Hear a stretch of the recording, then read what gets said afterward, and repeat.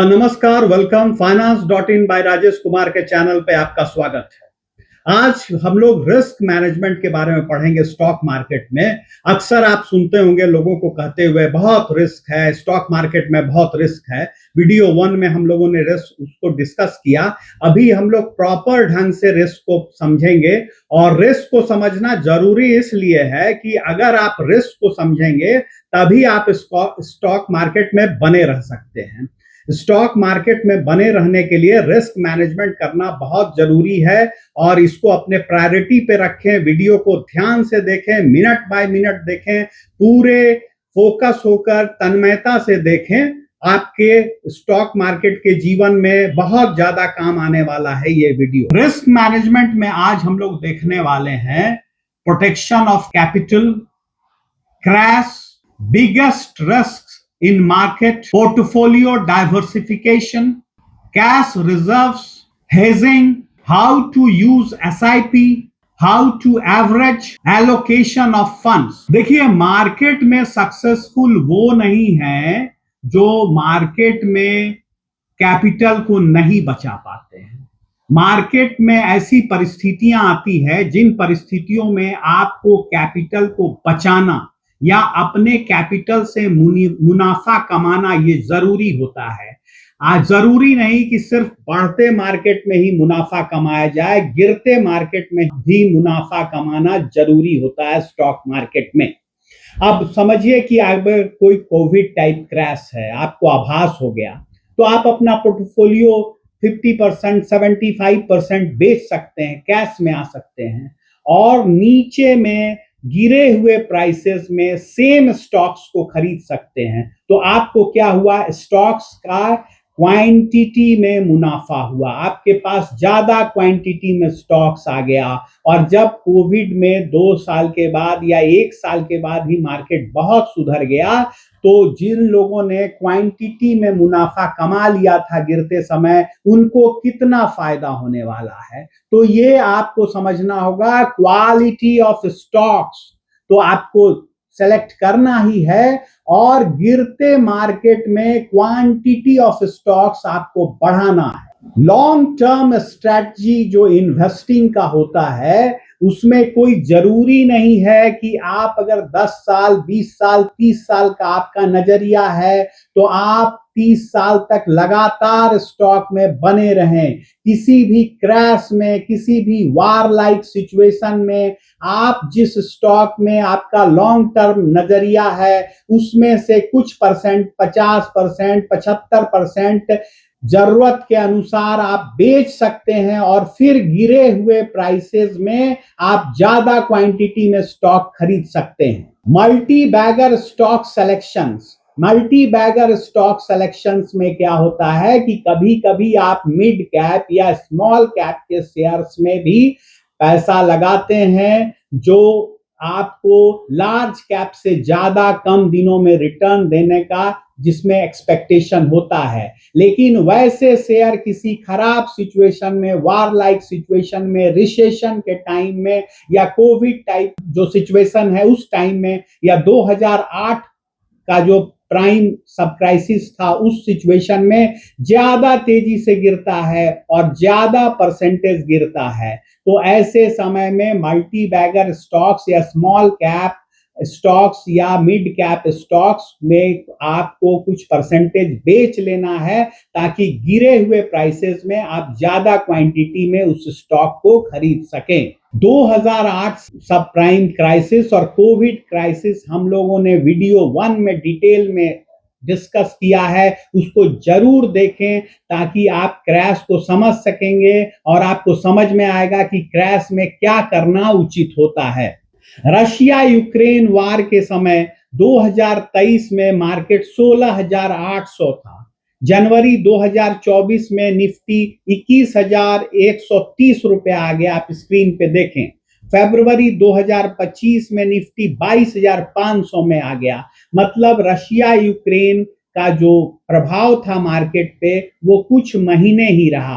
तो उस कुछ महीनों में जिन लोगों ने स्टॉक्स में अपने पोर्टफोलियो को 50% या 25% कर दिया और नीचे गिरे हुए प्राइसेस में खरीदा, वो वार के समय भी वो मुनाफा कमा सके। मुनाफा दो तरह का होता है, एक होता है क्वांटिटेटिव मुनाफा, मतलब आपके पास उसी पैसे में ज्यादा शेयर्स हो गए, और एक होता है जब शेयर का प्राइस बढ़ता है तो आप प्रॉफिट कमाते हैं। तो दोनों तरफ का मुनाफा आपको देखना है। गिरते प्राइस मार्केट में भी आपको क्वांटिटेटिव मुनाफा कमाने का सोचना है, और आपको जब प्रॉफिट्स बढ़ा हुआ है, जब मार्केट बुलिश है, तो आपको प्रॉफिट लेना है, कब एग्जिट करना है ये देखना है। प्रोटेक्शन ऑफ कैपिटल इसी को कहते हैं, जो अभी हमने बताया कि प्रोटेक्शन ऑफ कैपिटल होता है ये। गुड शेयर्स किसी भी मार्केट में आपको बताया गया है, वीडियो 1 में भी, वीडियो 2 में भी, कि ऐसे सिचुएशंस आते हैं जब आपका अच्छा परफॉर्मिंग स्टॉक, आपका अच्छा fundamentally strong, technically strong stock भी 25 से 40% गिर सकता है। तो इस समय आपको प्रोटेक्शन ऑफ कैपिटल का जो ये फार्मूला बताया गया कि कुछ पोर्टफोलियो को हल्का कर ले 50 से 75% तक, छोटा मोटा अगर कोई झटका है 15 दिन 1 महीने का, तो आप 25% कम कर ले पोर्टफोलियो को और नीचे गिरे हुए प्राइसेस का फायदा उठाएं। आपको टेक्निकल एनालिसिस में बताया गया है कि गिरते हुए मार्केट को आप कैसे समझ सकते हैं। अगर लोअर हाइज बन रहे हैं, लोअर लोज बन रहे हैं, तो मार्केट गिर रहा है, तो इस तरह से आप गिरते मार्केट का अनुमान लगा सकते हैं। बुलिश मार्केट में हायर हाइज बनते हैं और हायर डिप्स बनते हैं, उनसे भी आप बुलिश मार्केट का अंदाजा लगा सकते हैं। ये आपको बताया गया है टेक्निकल एनालिसिस में और चार्ट एनालिसिस में बताया गया है। शॉर्ट टर्म्स इफेक्ट्स होते हैं, ये जो कोविड हो गया, सब प्राइम क्राइसिस हो गया, ये सारे इफेक्ट शॉर्ट टर्म्स होते हैं, 1 साल 2 साल मैक्सिमम 3 साल। लेकिन अगर आपका नजरिया 10 सालों का है, 20 सालों का है, 30 सालों का है, तो इन शॉर्ट टर्म जो इफेक्ट्स होते हैं वो आपके लिए नेग्लिजिबल हैं। लेकिन आप स्टॉक मार्केट में फायदे के लिए हैं, तो गिरते मार्केट में भी आप फायदा कमा सकते हैं। बिगेस्ट रिस्क जो मार्केट में होता है वो होता है फ्रॉड। कभी कभी किसी कंपनी का मैनेजमेंट फ्रॉडुलेंट एनुअल रिजल्ट्स या फ्रॉडुलेंट क्वार्टरली रिजल्ट्स या फ्रॉडुलेंट अनाउंसमेंट्स में इन्वॉल्व रहते हैं। तो ऐसे कंपनियां जिनके मैनेजमेंट में आपको अगर फ्रॉड दिखे या किसी कंपनी में बहुत ज्यादा डेप्थ प्रॉब्लम देखे, जैसे मार्केट कैपिटल अगर कंपनी का 100 रुपया है, उसके पास 70-80 रुपया का डेप्थ है, 100 का डेप्थ है, 150 का डेप्थ है, तो ऐसे कंपनियों से आपको बचना है, वहां रिस्क है। आपको जैसे मार्केट कैपिटल 100 रुपया है तो डेप्थ होना चाहिए 25 या 30 रुपए। कॉर्पोरेट गवर्नेंस इशू है, जिन कंपनियों में प्रॉफिट्स को किसी तरह जो है मैनेजमेंट ट्रांसफर कर दे रही है अपने दूसरे वेंचर्स में, या मैनेजमेंट ट्रांसफर कर दे रही है खुद के पर्क्स में, खुद के सैलरीज में बहुत ज्यादा ट्रांसफर कर रही है, खुद मैनेजमेंट काफी बेनिफिट्स ले रहा है, तो ऐसे स्टॉक्स मैनेजमेंट रिस्क वाले स्टॉक्स होते हैं। ऐसे स्टॉक्स से आपको बचना होगा। आपको स्टॉक मार्केट में इकोनॉमिक स्लोडाउन, वार या रिसेशन का ध्यान रखना होगा। ऐसे समय में आपको पोर्टफोलियो से small caps, mid caps, penny stocks ये सब हटा देने होंगे, और आपको लार्ज कैप्स में भी जहां आपको खतरा दिखता है कि बहुत ज्यादा अच्छा परफॉर्मिंग नहीं है, तो थोड़ा आपको 25-50% सेल करके कैश में रखना होगा, ताकि आप अगर मार्केट गिरे तो उसका आप लाभ उठाएं। स्मॉल कैप्स और पेनी स्टॉक्स जो होते हैं, मिड कैप्स जो होते हैं, वो किसी भी मार्केट के बियरिश फेज में सबसे पहले गिरते हैं और सबसे ज्यादा गिरते हैं, और बुलिश फेज में सबसे लेट रिकवर करते हैं। तो इन बातों का आपको ध्यान रखना पड़ेगा, इन रिस्क का भी आपको ध्यान रखना पड़ेगा। पेनी स्टॉक्स जो होते हैं वो किसी बियरिश मार्केट में उनमें सर्किट लग सकता है, तो आप बेच भी नहीं पाएंगे। वो आपको 5% या 20% के सर्किट से गिरते चले जाएंगे, खुलते ही उनमें सर्किट लग जाएगा और आप नहीं निकल पाएंगे, आप फंस सकते हैं। तो आपको ऐसे समय में इन पेनी स्टॉक से पहले ही निकल जाने के लिए तैयार रहना होगा। साइकोलॉजिकल रिस्क होता है, कभी कभी क्या होता है, इतना फियर या ग्रीड किसी आदमी को ओवरकम कर लेता है या किसी फंड मैनेजर को ओवरकम कर लेता है कि वो अपना पोर्टफोलियो डिस्ट्रॉय कर लेता है। मान लीजिए किसी रिसेशन, वार लाइक सिचुएशन या कोविड लाइक सिचुएशन में आप नहीं बेच पाए समय पे और स्टॉक्स 40% करेक्ट हो गया, 50% करेक्ट हो गया, रोज पैनिक न्यूज आ रही है, तो आपको पैनिक नहीं करना है। 50% जब करेक्ट हो गया स्टॉक, आपका स्टॉक अगर फंडामेंटली स्ट्रांग है, रिसर्च आपने किया हुआ है, कंपनी अच्छी है, तो इस प्राइस में वो स्टॉक अट्रैक्टिव है और कुछ लेने लायक है। इस प्राइस में 50% गिरे हुए प्राइस में स्टॉक्स को नहीं बेचना है, फियर और पैनिक से बच के रहना है। उसी तरह बढ़ते हुए मार्केट में जब स्टॉक अपने ऑल टाइम हाई पे है, तो उस समय ग्रीड में आके स्टॉक्स को नहीं खरीदना है। आपको वेट करना है कि अगर स्टॉक अगर बहुत अच्छा भी है, फंडामेंटल बहुत अच्छा है, टेक्निकली बहुत अच्छा भी है, तो आपको वेट करना है करेक्शन का। जब करेक्शन आए, स्टॉक 20% 25% करेक्ट करे, 10% करेक्ट करे, तभी आप स्टॉक्स में एंट्री का मन बनाए। गिरे हुए मार्केट में वैल्यूएशन स्टॉक्स को आपको सर्च करना है। जिन स्टॉक्स का वैल्यूएशन बहुत अच्छा है या खराब समय में, खराब समय चल रहा है, बैड, चारों तरफ बैड न्यूज है, तो ऐसे समय में आप वैल्यूएशन जिनका अट्रैक्टिव है उन स्टॉक्स पे इन्वेस्ट करें, क्योंकि जिनका वैल्यूएशन अच्छा नहीं है वैसे स्टॉक्स में आपको रिस्क रह सकता है। वैल्यूएशन के लिए आपको बुक वैल्यू बताया गया है, फंडामेंटल में बताया गया है कि बुक वैल्यू क्या होता है और बुक वैल्यू किस तरह से देखते हैं। पोर्टफोलियो को आपको डाइवर्सिफाई करना है, जैसे बैंकिंग में, फार्मा में, टेक्नोलॉजी में, आईटी में, डिफेंस में, इंजीनियरिंग में, इंफ्रास्ट्रक्चर में, कोर सेक्टर्स जैसे मेटल हो गया, मैन्युफैक्चरिंग हो गया, इन सारे चीजों में आपको पोर्टफोलियो डाइवर्सिफाई करके रखना है। किसी एक स्टॉक में या किसी एक सेक्टर में आपको पूरा का पूरा अपना इन्वेस्टमेंट नहीं रखना है। सबसे अच्छा फार्मूला है 10% फार्मूला, कि आप हर सेक्टर में 10% रखें, या कोई बहुत बढ़िया सेक्टर है तो वहां अपना 20% तक का इन्वेस्टमेंट आप रख सकते हैं। कैश आपको हमेशा मेंटेन करना चाहिए। अगर कहीं प्रॉफिट मिल रहा है, कुछ अच्छा प्रॉफिट मिल रहा है, तो थोड़ा बेच करके, या खराब सिचुएशन आने वाला है, आभास हो रहा है आपको, तो आप थोड़ा स्टॉक बेच करके 30-50% आपको कैश रखना चाहिए अनसर्टेन पीरियड्स में, खराब पीरियड्स में। जब आगे कुछ अच्छा भविष्य नहीं नजर आ रहा है तो 30-50% आपको कैश मेंटेन करना चाहिए। कैश जो है आपको क्रैश के टाइम में, नीचे के प्राइसेस में आपको बड़ा अपॉर्चुनिटी उपलब्ध करा सकता है। अगला जो महत्वपूर्ण विषय है, हेजिंग। ये नए लोगों को शायद ना समझ में आए, बार बार ध्यान से देखें, मैं समझा रहा हूं, आप 2-3 बार ध्यान से देखेंगे तो आपको समझ में आ जाएगा। पर जो वेटरन्स होते हैं, जो अच्छे प्लेयर्स होते हैं स्टॉक मार्केट के, वो हेजिंग का प्रयोग करते हैं। जैसे मान लीजिए कि आपको एक एग्जांपल देता हूं, सुजलॉन एनर्जी। सुजलॉन एनर्जी का 9600 स्टॉक्स का एक लॉट होता है, जो आपको ऑप्शंस और फ्यूचर्स में काम आता है। एक लॉट में काम किया मतलब 9600 शेयर्स पे काम किया, और इसमें काम करने के लिए एक पूरा पैसा नहीं देना पड़ता है, बल्कि प्रीमियम देना पड़ता है, एक स्मॉल परसेंटेज देना पड़ता है।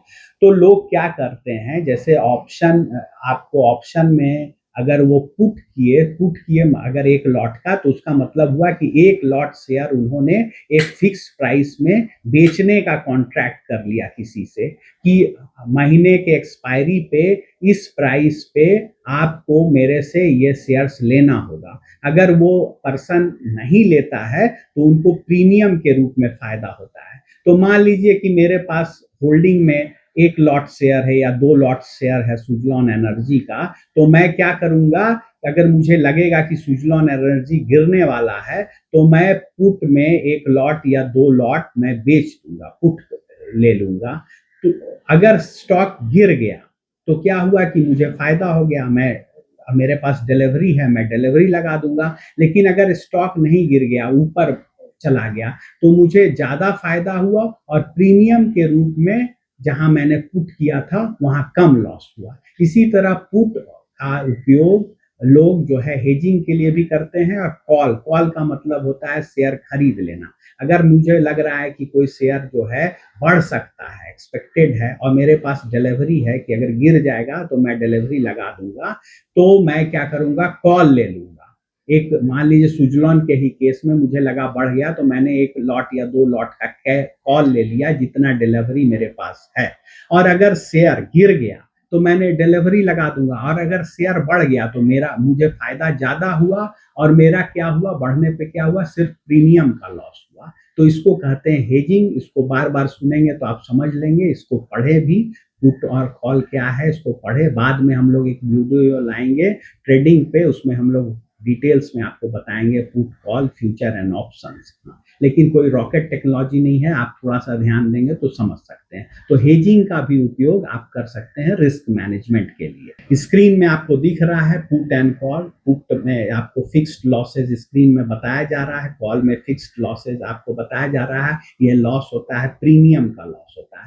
एग्जाम्पल आपको दे दिया गया है, सुजलॉन का एक लॉट जो है ट्रेडिंग में 9600 शेयर आता है, ये दे दिया गया है। इसको थोड़ा सा गूगल पे देखें, थोड़ा चैट जीपीटी पे देखें, आप समझ। मार्केट क्रैश के समय आपको बताया गया कि पैनिक में सेल नहीं करें। जब स्टॉक 40% करेक्ट कर गया है तो कभी ना सेल करें, उसको रखें। बल्कि अगर आपके पास कुछ फंड आ सकता है तो आप उसको परचेज भी कर सकते हैं। बहुत सारे इन्वेस्टर्स बॉटम के पास सेल कर देते हैं, ऐसा करने से आप बचें। रिस्क मैनेजमेंट में ये एक बहुत इंपॉर्टेंट कदम होता है।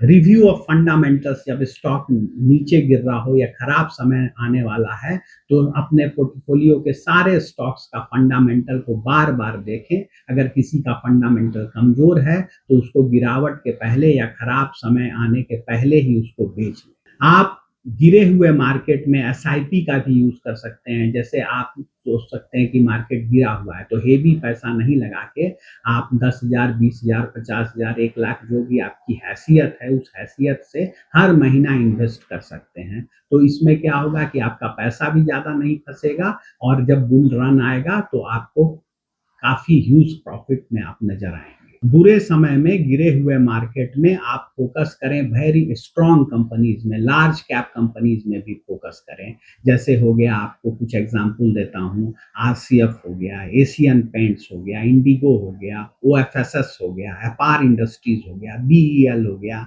हाँ, और exit bad average small cap stocks. लेकिन ये एग्जिट आपको करना है जब गिरावट शुरू हुई, 5-10% मार्केट गिरा है या स्टॉक आपका गिरा है, उसी समय आपको निर्णय लेना है। 40% या 50% गिर जाने के बाद आपको निर्णय नहीं लेना है। और गिरते और बढ़ते मार्केट की पहचान जो lower highs, lower dips, higher highs और हायर डिप्स आपको बताया गया है। आपको टेक्निकल एनालिसिस में, चार्ट एनालिसिस में उसको आप ठीक से समझिए। एवरेज एवरेज आपको कैसे करना है। कुछ लोग 4 रुपया स्टॉक गिर गया, 5 रुपया स्टॉक गया, एवरेजिंग कर ले रहे, ऐसा नहीं करना है। जब तक 20% स्टॉक नहीं गिरे आप एवरेजिंग नहीं करें। 20% पे करें, 30% पे करें, 40% पे एवरेजिंग करें। 2-4 रुपए के अंतर पर एवरेजिंग नहीं करें। एलोकेशंस का एक जो जनरल फार्मूला है वो मैं बताता हूं आपको। लार्ज कैप में 30 से 40% का इन्वेस्टमेंट करें, मिड कैप में 20 से 30% का इन्वेस्टमेंट करें, स्मॉल कैप में 10% का इन्वेस्टमेंट करें, कैश 20-30% रखें हमेशा, गोल्ड ईटीएफ में 10 से 20% का इन्वेस्टमेंट करें। हाँ तो फ्रेंड्स, वीडियो बहुत इंपॉर्टेंट है, इसको ध्यान से देखें। ये बहुत इंपॉर्टेंट विषय वस्तु है। बहुत सारे लोग इसको नेग्लेक्ट करते हैं, रिस्क मैनेजमेंट को, और स्टॉक मार्केट में लॉस करते हैं। आप इन कॉमन मिस्टेक से बचें और दोस्तों को भी शेयर करें, वीडियो को लाइक करें, चैनल को सब्सक्राइब करें, हमें सपोर्ट करें। हम और भी बेहतर से बेहतर स्टॉक मार्केट पे और मनी पे आपको वीडियो लेके आएंगे और आपसे नॉलेज शेयर करेंगे। धन्यवाद, थैंक यू।